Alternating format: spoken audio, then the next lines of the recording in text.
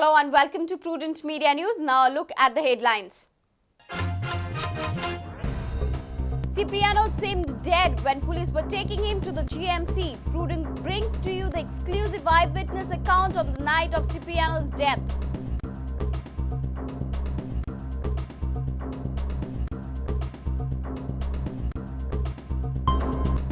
CLP demands sacking of Ravi Naik from the Home Ministry. Many MLAs urge CM to take over Home Ministry. Sources say Delhi gives clearance to replace Ravi.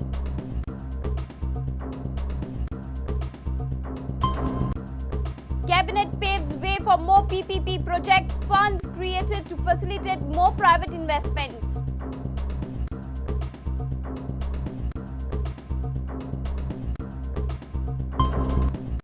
All India Football Federation and IMG Reliance conduct stadia inspection to bring in improvement in infrastructure.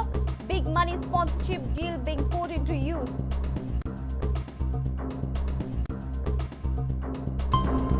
And beach volleyball tournament commences at Miramar. Over 30 boys and girls teams participate.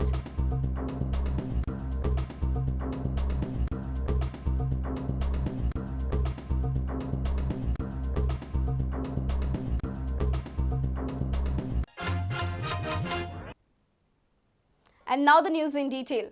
Now we have the sensational revelation by an eyewitnesses in Cipriano death case. Till now we only had assumptions and doubts about Cipriano's custodial death. But Prudent Media has the eyewitness account. He had seen Cipriano when he was taken to the hospital from the police custody. He claims that Cipriano seemed dead when he was taken to the GMC. Watch this sensational report. Cipriano's custodial death is a mystery till now. Two eyewitnesses present on the day at Panji police station have now revealed sensational details. Kenneth Silvera and Greenville Dias witnessed the scene. They say that they saw police hurrying Cipriano to the hospital. His condition was worse and he seemed almost dead. What I saw was I can recognize him, and as per what I have seen on the paper, he is the same Cipriano because I can recognize him. So you see him means his motion, means how he was in what position? He was lying down. Actually, they took him on a stretcher, and it was Havaldar Court who was there at that instant. And I asked him what is wrong with him, and he's saying no, he's just vomiting because he's drunk. And I said that he appeared dead because it was not vomiting due to drunk. When you vomit due to drunk, the person moves and vomit. Here it was just stationary and the fluids were just coming out from the mouth. I had gone to release my friend because he was arrested by the cops. So at that point of time, I saw that one guy who was on. After that I came to know it was Cipriano because of the news media, paper and the news media, how they were portraying it. So he was there was white chunam on his pants and he was in a bad condition and he appeared like he was already dead or what. But there was a lot of bodily fluid smell coming out from his. Chief Minister Digambar Kawat said that the investigation report from the gazetted officer will come within next 2 days. I have just yesterday I have talked to Mr. Buset De Silva, who has promised to give report by tomorrow or day after tomorrow. Preliminary report, as soon as we receive, we will initiate action. But under no circumstances, I believe that police has any authority to beat anybody, even if it is in the custody. Their government is very firm and we will take action. This is the first time eyewitnesses in the case have come forward through Prudent. SDM Sabaji Shetty had already clarified that Cipriano was never brought before him for bail. Now, this is the sensational revelation. What will police do now? Our principal correspondent Murali Shetty with video journalist Anil Sanadi. The Congress Legislative Party today demanded sacking of Ravi Naik from the Home Ministry. The meeting of the CLP turned stormy on the police drug mafia nexus issue. Many MLAs incited that Ravi Naik cannot handle Home Ministry and hence Chief Ministers should take over the portfolio. Sources say that Ravi's portfolio is in trouble as CM has got clear indications from Delhi to replace Ravi.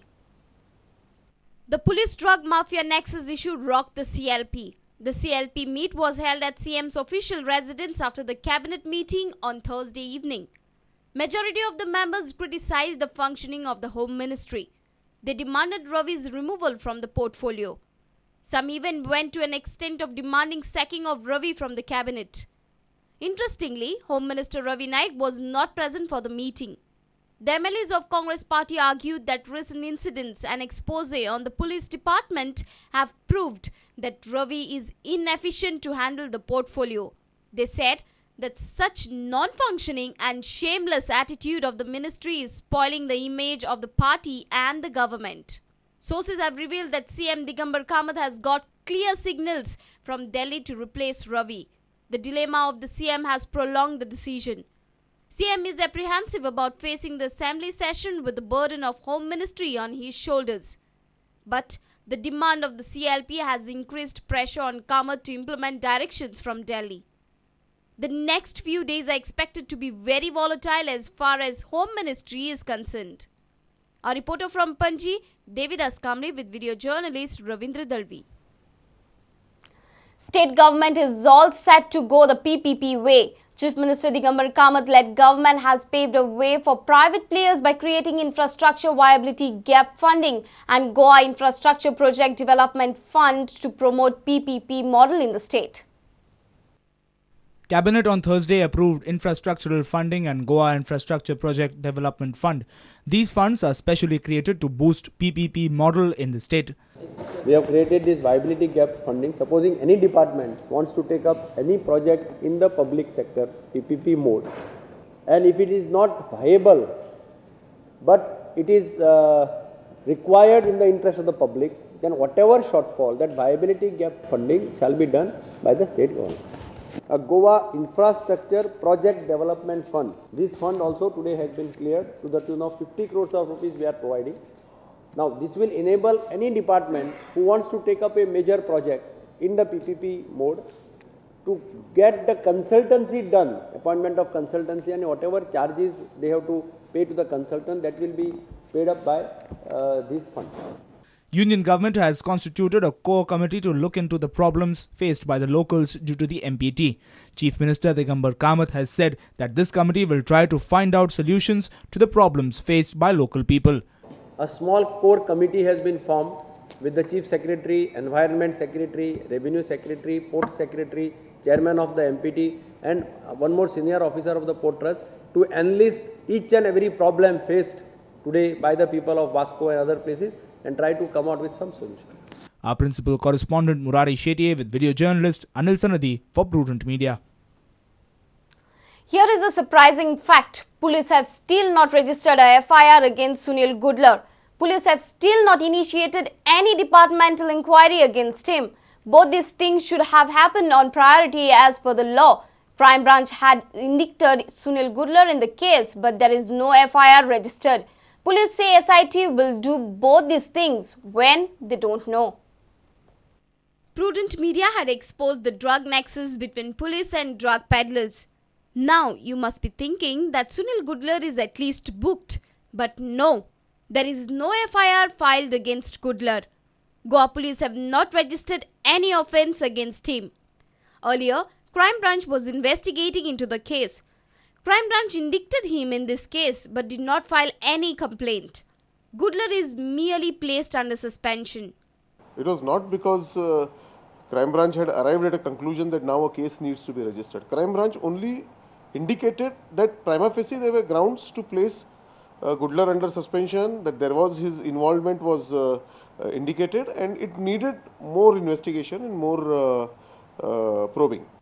Later, Gudlar's case was handed over to the Special Investigative Team. It's been 6 days and the officials too have not filed any FIR.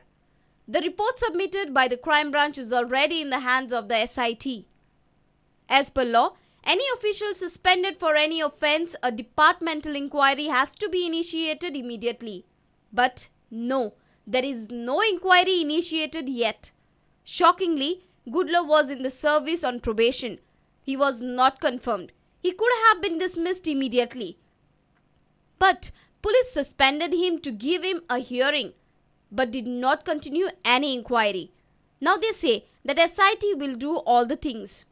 No, SIT will do both. See, SIT arrives at certain conclusions, and in that their conclusions would be at two levels. One would be at a criminal actions, and second would be administrative actions. The minute SIT recommends criminal action, they would go ahead with a FIR, register FIR, investigate it, that SIT's job would continue. Simultaneously, if they indicate that there is an administrative action also required, that matter will revert back to the headquarters. Then headquarters will appoint an inquiry officer. Were police officials unaware of these minor procedures? Or were they avoiding it? Or purposely delaying it? Our crime reporter in Panji, Laukik Shilkar, with video journalist Omkar Falari. We'll be back after a short break. Stay tuned.